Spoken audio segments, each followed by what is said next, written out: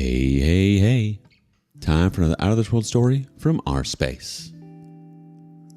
Depending on how you look at it, vodka and heartbreak are a terrible cocktail. Today on rSpace, it's shaken, not stirred. Before you consider drowning your doubts in a bottle, maybe sit down and hear this one first. Stay away from alcohol and drugs when you just found out. I'm not divorced yet, but I'm on my way there. I live in a part of the world where I have to live separately from my wife for a year before a divorce can be finalized, and it's also an area where it doesn't matter legally why we divorce. I found out by accident. We had been married at the time for nearly 12 years, and for me, it was a good marriage. So good that I thought we would grow old together. She got promoted at work, which led her to have to do more overtime. Each day when she came home late, we sat down and she told me in great detail what she did that day, what got her frustrated, and what then led to her doing overtime. It was so detailed and consistent, there was no way that was made up. How wrong I was. One day, then when she texted me that she had to work late again, I saw that she had left her water bottle at home. She was always bad at drinking enough liquid, so I had to remind her often to drink something.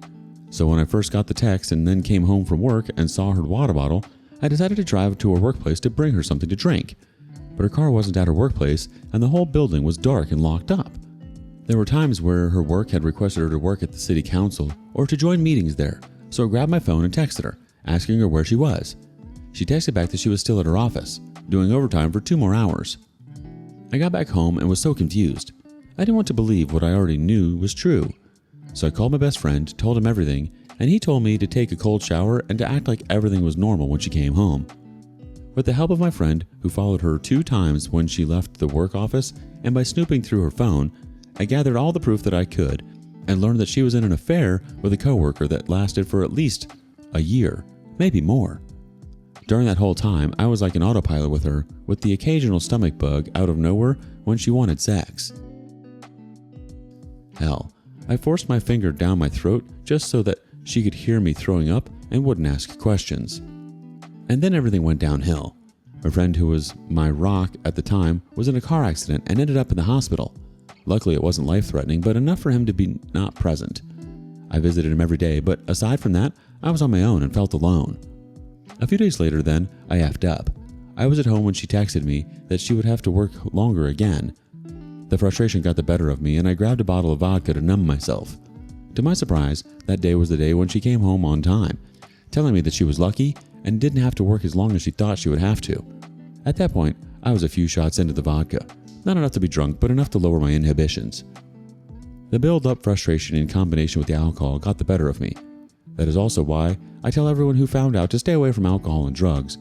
They only make things worse. I grabbed the bottle, put vodka into my glass, looked at her and asked her if she was on her period. It caught her off guard because she confirmed it. Then I told her that it's a shame since her overtime wasn't interested in effing her when she's on her period. It was disgusting to her overtime. Deer in the headlights moment, she stammered out a, "What?" That's when I lost it. Stood up instead of raising my voice. I spoke in this way that your voice has when you are clenching your teeth. I know that he doesn't want to F you when you are bleeding. It's only quick blowjobs and that's it. I had read so many texts of theirs. I knew much more about their affair than I wanted to. Her eyes grew wide as I finished my glass and then threw it on the ground. The deer in the headlights look on her face turned to one of being scared. She turned around and ran away. No idea where she went. Also, don't care. Originally, I wanted to talk to her when I was ready for it on my terms.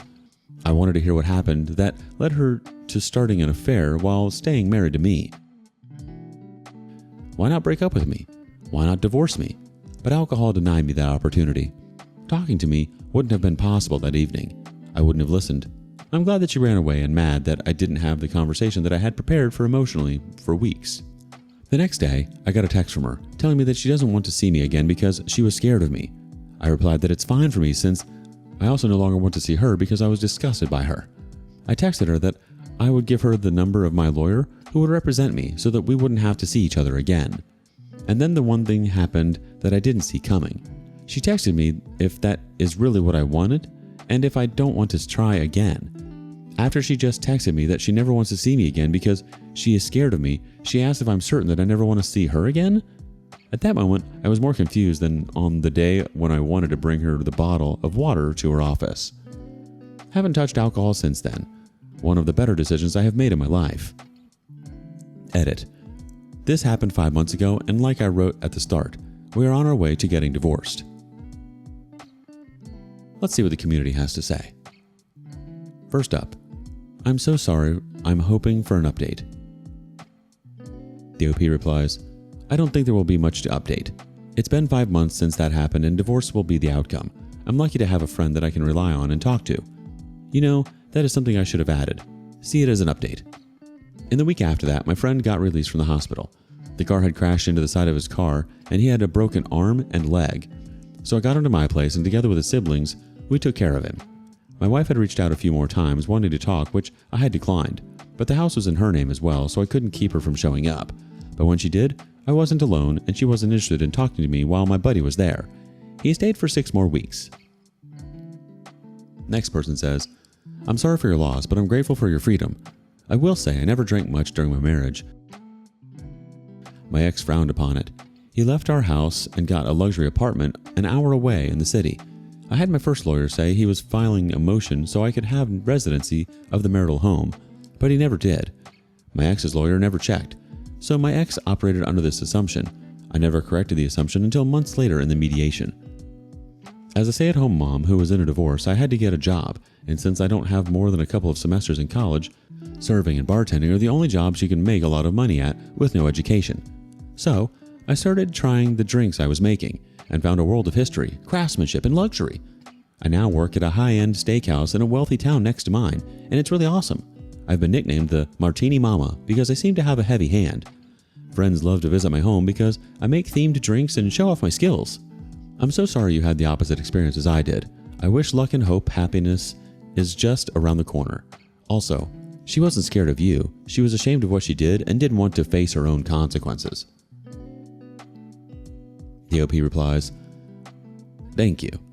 I think what you described hits the nail on the head. Alcohol isn't a problem in times when you're having fun or want to try stuff out. But at times when you are emotionally unstable like I was, alcohol only makes that worse. I'm glad that you found your way forward and that you enjoy doing what you're doing. Maybe you were right about her being ashamed. Maybe it was both. I wasn't myself on that evening and acted in a way that I shouldn't have. I'm a rather tall person, so when I thought about to confront her, I made the plan to stay seated all the time, not wanting to give away the impression of threatening her. Well, I then did what the exact opposite was. My whole body language and behavior was threatening, and that is not how I wanted it to be. One more comment. I completely agree. When I found out, I, temporarily, went from 3 drinks a week to 3 drinks a day. It caused me to be more prickly and confrontational with my husband. While I was still looking for evidence, I would make some side comments or jokes about other women, affairs, people who cheat, etc., and it caused him to become paranoid that I knew what was going on. He then deleted every bit of evidence and digital footprint that he could think of, which made my digging almost impossible. After he actually confessed, I kept drinking. It led me to attacking him with questions constantly. Unfortunately, this led to me finding out some graphic sexual details that I really did not want to, and should have never known. I wish I hadn't tried to find relief in alcohol. The OP replied, I always say that I must make mistakes so that I can learn from them. Turning to alcohol on that day was a mistake. What I want to tell you is that when you learn from it, you need to work on forgiving yourself for that mistake. I hope that you were able to do that by now. I send you a lot of hugs and strength. Honestly, it's wild how some people can act like everything's totally normal while they're living a double life.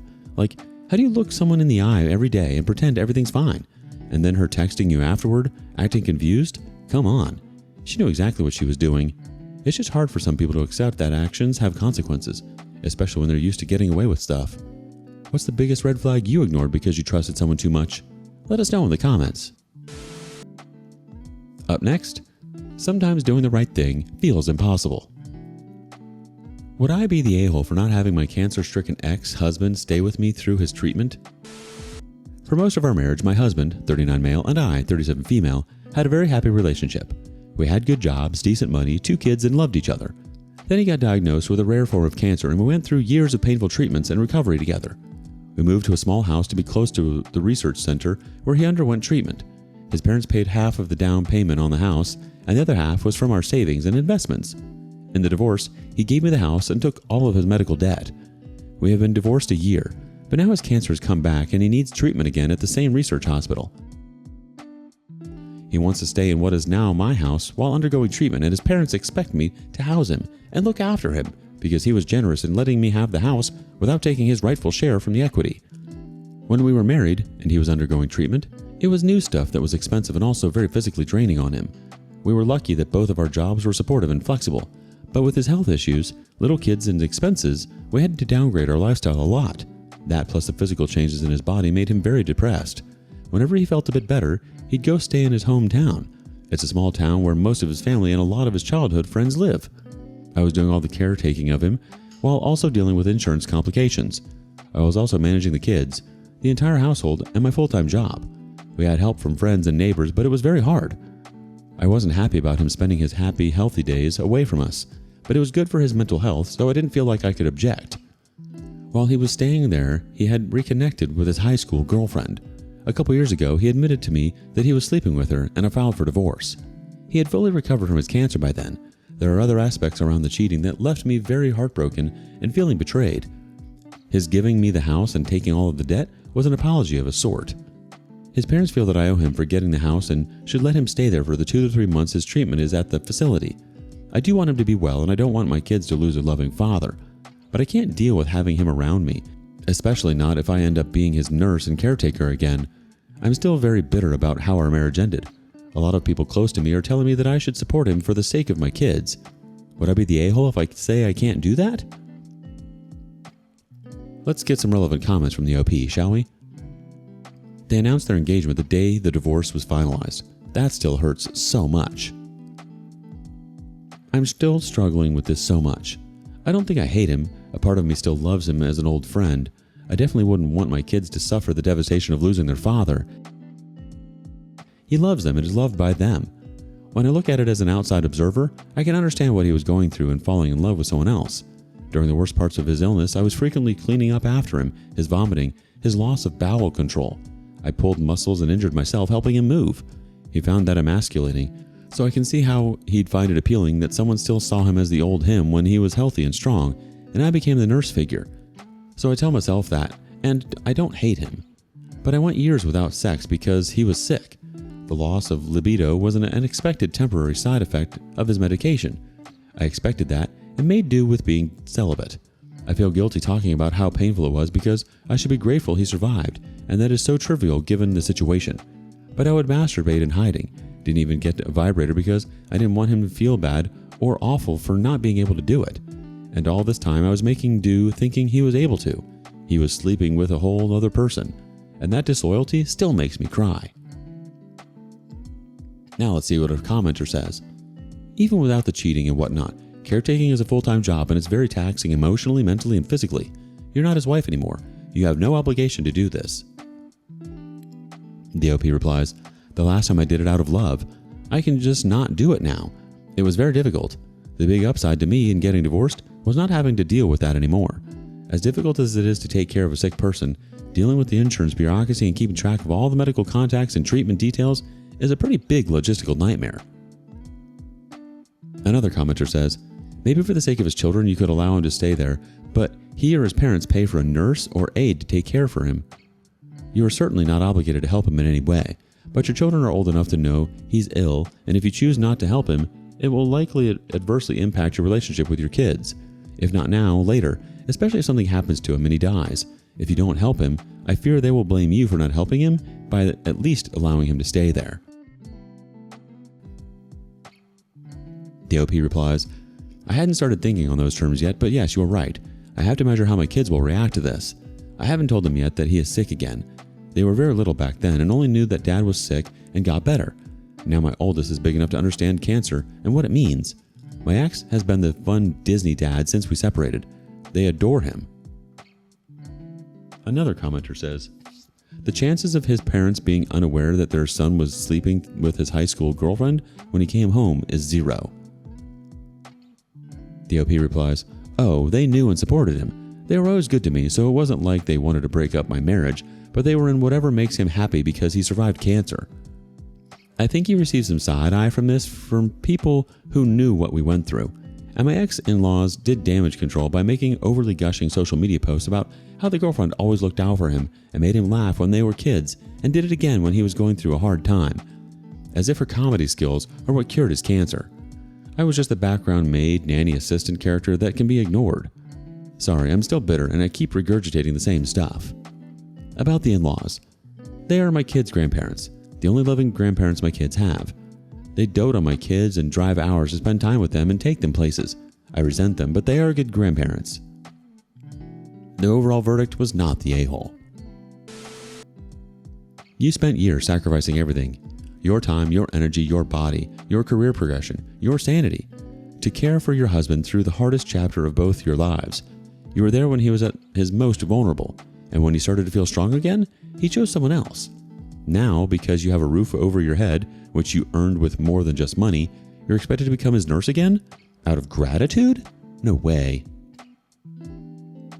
Update 1, April 3rd, 2023. The Sunday after I made the post to Am I the A-hole, my ex-in-laws picked up the kids for a zoo trip. They sometimes come to pick them up to entertain them, and so I thought nothing of it. A few hours later, a very teary and contrite mother-in-law dropped off 2 bawling kids with me. She told them their dad is sick and will die if he doesn't stay with us and go to the hospital. We hadn't had a talk with the kids yet about the diagnosis, and she dropped it on them that he is dying from cancer. He's not dying, it's a painful treatment, but he'll recover. I was so furious, I was raging. I called the ex and tore him a new one. He was shocked too, and we together exploded at his mom. She broke down and cried, begging me to not take away her grandkids from her, as if I'd trust her after this. Ex and I together talked to the kids, him on video, and assured them that yes, he is sick, but he'll be fine. He just needs to go to the hospital and they'll make him better, like the last time he was sick. The kids settled after that, but my oldest has been at me, crying and begging to make Dad come live with us. I promised them I'd talk to Dad and figure out what's the best thing to do. I swallowed a lot of bile to talk to him about why he was doing this. We had a pretty long and detailed discussion. The bottom line is that he's broke, he still has a decent job, but his credit is ruined. He has a lot of debt, and he stupidly got the cheapest insurance that barely covers anything. Fiancé is no help either. She's worse off financially, so he needs a place to stay. He can't afford this otherwise. His parents are funding some of his medical payments and are already stretched. He was financially all right when we broke up, so I have no idea what happened in such a short time. Anyway, X and his girlfriend moved into my daughter's room. My daughter happily gave it up to her dad and is sharing her little brother's room. Both kids are over the moon happy to have their dad in their home. My daughter keeps checking on him every few minutes to make sure he's still okay. Mother-in-law traumatized my kid. I'll never forgive that woman for this. I let the girlfriend move in with him because I was too angry to care about who came to look after him as long as it wasn't me. I didn't know how I could bear having her in my home, but it appears to be more misery to her than me, and that strangely makes it more tolerable for me. She is teary-eyed and crying all the time. It's only been 3 days, but I am so annoyed and want to shake her and tell her to pull it together. The current treatment plan is for 3 months. I am counting down the days. I am thankful to the many people who gave me great advice on my last post. I wasn't expecting things to go this way, but they played me by manipulating my kids. I'll slowly pull myself and the kids away and move, but for now, I have to deal with this for my kids' sake. Edit to add, I was trying to make this update more than a week ago, so to add to that, X's treatment is coming along nicely. The tumors that grew again are much smaller than before, and the new stuff that they are giving him is more directed too, so he's not having as many bad symptoms as he had the last time. I had promised myself I would do nothing to help, and I stayed away from both X and his fiancée. But I did end up helping him deal with insurance. His fiancée has the personality of a wet noodle and cries all the time. It was easier for me to do it than deal with her struggling. X is polite enough to me, but his personality has changed. He's a different person and not very nice towards his fiancée. I didn't expect to, but I feel sorry for her. Here's a couple relevant comments. The commenter encourages OP to open up a can of petty and gives a list of suggestions. 3. Ask if the girlfriend can look after the kids for a day your ex doesn't have treated. Then go out on a date looking like $1 million. If you don't date, they don't need to know that. Just go out with girlfriends. If you do date, don't come home that night. The OP replies, I've done number 3 2 times already. I haven't dated yet since the divorce. I want to, but online dating scares me and my social life revolves around my kids. I'm pretending to have plans just so I'm dressed and out and feel good about myself. I didn't leave the kids with them though. I managed to arrange sleepovers for kids with their friends on those nights. I've been amazed by how much love and support my kids and I are receiving from our neighbors and friends. I told a few close people what's going on, and I suppose most people know now. I have received a lot of offers to help. People can be kind. We got invited to a camping trip on Easter weekend, and I am taking kids to that. Ex-mother-in-law was making noises about having kids over, and I've shut that down. Another commenter says, "You are a saint." To which the OP replies, "No, not a saint. I'm just trying to protect my kids and my sanity. I'm keeping myself very busy and staying on task. I'm working hard to avoid things because that way is misery." This is very petty of me, but I have to admit that seeing they are not doing well has been somewhat mollifying for me emotionally. Next comment says, "Might be worth looking into dating events that companies run. Might be a smoother way into the reintroduction to dating world when you're ready than dating sites. I haven't done online dating, but a friend of mine just married her husband who she met at a dating baking class. Have a look at what's in your area." The OP replies, "I need to look into dating events. I didn't know that was a thing. I need a detailed guide on how to do these things now." About selling the house. I have started looking into selling and I'm researching places to move to, but it is so very difficult. I don't have the budget to put the house on the market while I live elsewhere, especially if it takes longer than 2 months to sell. I also don't feel secure opening the house for showings while my kids and I live there. The other issue is that I don't have close family I can rely on, and here in this neighborhood, I had built up an awesome support system between neighbors and friends. Giving that up and starting somewhere new with 2 little kids in tow is daunting. I'm trying to evaluate which option is the bigger con. Another commenter says, "Is an alternative sitting down with your husband and kids to explain this is a one-time offer? After these 3 months are up, they need to start saving and planning for any future care." The OP replies, "Talked to my ex about it before he moved here. He agreed never again. With my daughter though, I'm going to wait to have that conversation when she's not so freaked out about her dad's mortality." You've been backed into a corner, manipulated through your kids, blindsided by your ex-mother-in-law, and forced into cohabitating with the woman your ex left you for, and you're still standing. That's no small thing. Update 2. Another update to my post about my ex-husband staying with me. May 20th, 2023. My ex and his fiancée moved out today. His treatments went very well this time around. He had to deal with general weakness and nausea, but no vomiting and voiding like the previous time. It's amazing how much medicine improves and changes. He'll need monthly shots for a while, and I agreed to house him for a weekend next month, but after that, he's on his own. The stay went well. We had no drama, really. I kept myself busy, and kids and I traveled a lot. They both managed the rest of the stuff all right, and things worked out. My kids are happy and back to their normal stuff. I had a talk with my daughter about how grandma exaggerated things to get her way, and that is not okay, and she understood. She was shown no interest in visiting her grandparents, and I'm happy about that. The last week of his stay, his fiancée went back to their town to take care of some stuff since he was doing pretty well on his own. He and I had a few long detailed conversations. They were cathartic in some ways and saddening and maddening in others. I think I got some closure, and at least I'm not feeling the bitterness the way I used to. I may make another post about what he told me, his reasoning and justifications. On another positive note, all that dressing up and going out that I've been doing has worked out for me. I met someone. We've been on 2 dates, and it's going great so far. This is my first time dating since the divorce, so I am keeping my expectations muted, but still, it is very exciting and fun. Update 3. My conversation with my ex-husband, June 1st, 2023. I tried writing about our conversation, but the process of thinking about it and analyzing it is very depressing. When we had the talk, I felt much better than I do looking back at it now.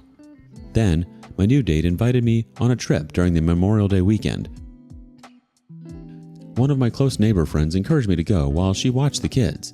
I was pretty excited about this vacation, my first adult-only vacation in over a decade. I didn't want my overthinking about my ex to make me depressed during the trip, so I put that on hold. The trip went well, and I'm pretty optimistic about this new relationship. Sorry to you guys for taking so long with this, but now that I feel happier, I can have a more grounded take on my ex's views. To start with, he was again very apologetic about what he put me through, and that I deserved better from him.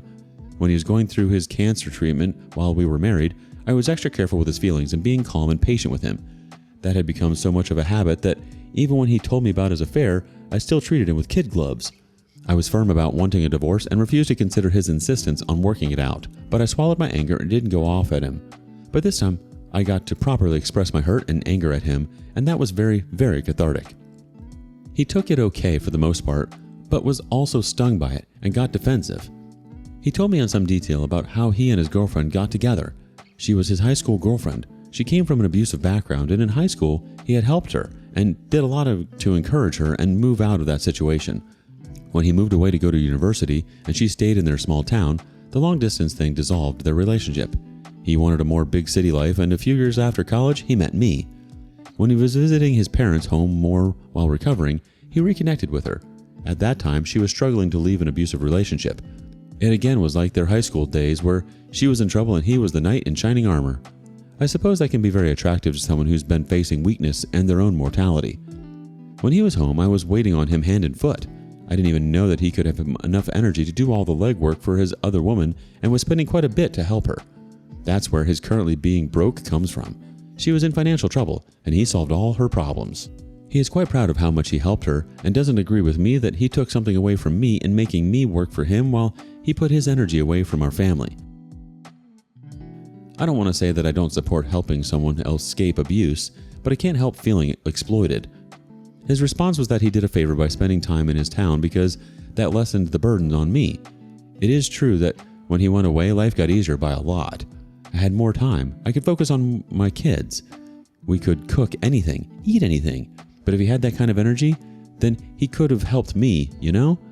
But he says that I was always stressed out and upset. My attitude was a drain on him. I resent that because I remember how careful I was around him, how much I made myself pliable to be his nurse. He brought up examples of how once I was so upset I went to the balcony to scream, the time I snapped at the kids, and then cried about it. He had stories of how I was pushy and difficult. He wasn't making it up. I have my faults, but I did work hard and tried my best. I didn't realize that my help and support wasn't good enough for him. I didn't make him feel good. I just did the crap work. I think he resents me because he feels he owes me. He likes his girlfriend because she owes him and is dependent on him. Now let's get some relevant comments. Why would he even think he could justify his actions? The OP replies, he sees himself as a good guy. He downplays the cheating as a small failure that happened multiple times as he was helping the girlfriend.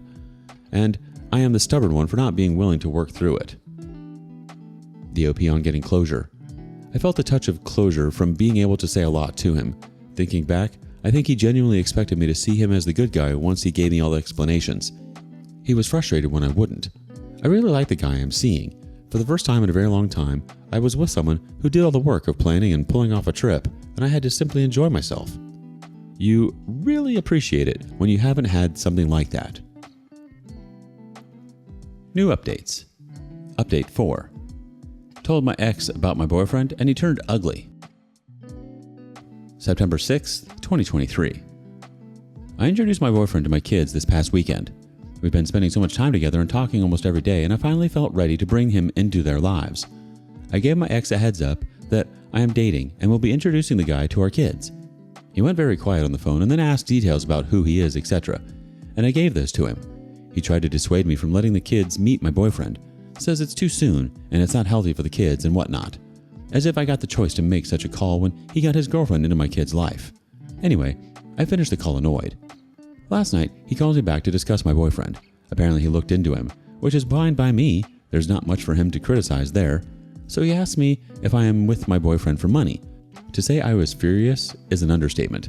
My boyfriend is in a lucrative career, and he may be a couple of tax brackets above me, but I don't know for sure. Haven't talked finances with him, but I do pretty well myself, and I've supported myself and my kids and even my lousy ex, and this is what he asks me. I retorted that no, I am not with him for his money. I'm with him because my ex-husband dumped me after exploiting me. He got upset at that and says that I have a barbed tongue and people think I am so nice but don't see how verbally abusive I can be. So that's nice. All I've done for him, and he has no problem being cruel to me again and again. Update 5. There is no drama. February 18th, 2024. I received a few messages asking for updates, but things have been calm, so there are no updates. My current relationship is going well. We are working on building a blended family. My 2 kids and his son get along really well, and they are tight together. We have been thinking of buying a house together and selling mine. I'm both excited and nervous about doing that. X didn't act up after that last argument. He's been more aloof than before, but that's preferable, so I don't care. Things are well on his side too, as far as I know. Update 6. The house is sold. I've moved on. September 6th, 2024. My boyfriend and I bought a new place together. I've sold the house and I am rather relieved to leave that place. I liked having a home, but there are too many bad memories there and the emotional baggage of my ex-in-laws thinking they still have a claim on the place. I will miss my old neighborhood though. I had a lot of supportive friends there. My kids love the new place. It's bigger, with a bigger yard and nicer schools. As we were clearing out the house, I told my ex to pick up a few of his things still left behind. He had a few boxes of pictures and kids' artwork and some small things, and I left them in the garage for him to come pick them up. He came to get them and ended up full-on crying over the memories. We didn't talk or interact in any way. I just gave him water and left him alone to calm down. But honestly, I felt such visceral rage at his crying. I thought I was over this and past is past, and I am happy with my life now. But at that moment, I felt so much anger and it upset me that I am still not fully past what he had done. His relationship with his fiancée has ended, and I do feel a bit bad about that. They were supposed to be married in July, and that didn't happen. Then I heard from some mutual friends that she has moved back with her abusive ex. They have kids together, and there was a lot of pressure from her family to reconcile. And yes, her family is abusive too. My ex had helped her against them when they were first dating, and they've always held that against him. So she stayed with ex while he was digging her out of her financial crisis, and now that she's in the clear, she goes back to the guy who put her in that hole. In a way, my ex, and by extension me, helped some deadbeat out there make a lot of savings. In that part, I feel angry on ex's behalf. I mean, I hate him for my own reasons, but he did try to help his old friend and high school sweetheart, and she screwed him over. You've been the one putting in the real effort, supporting the kids and moving on to build a better life. That's what matters. His tears don't erase the pain he caused or the way he let you down. You deserve to feel proud of how far you've come, not weighed down by guilt or sympathy for someone who repeatedly failed you. I'm really glad you're finding happiness now. New home, new relationship, and your kids thriving. Keep focusing on that. The rest is just noise. Have you ever struggled to feel sympathy for someone who hurt you? Share your stories with us in the comments. And thank you for joining us today on rSpace. Be sure to like and subscribe and hit that notification bell so you don't miss out on our next video. See you next time.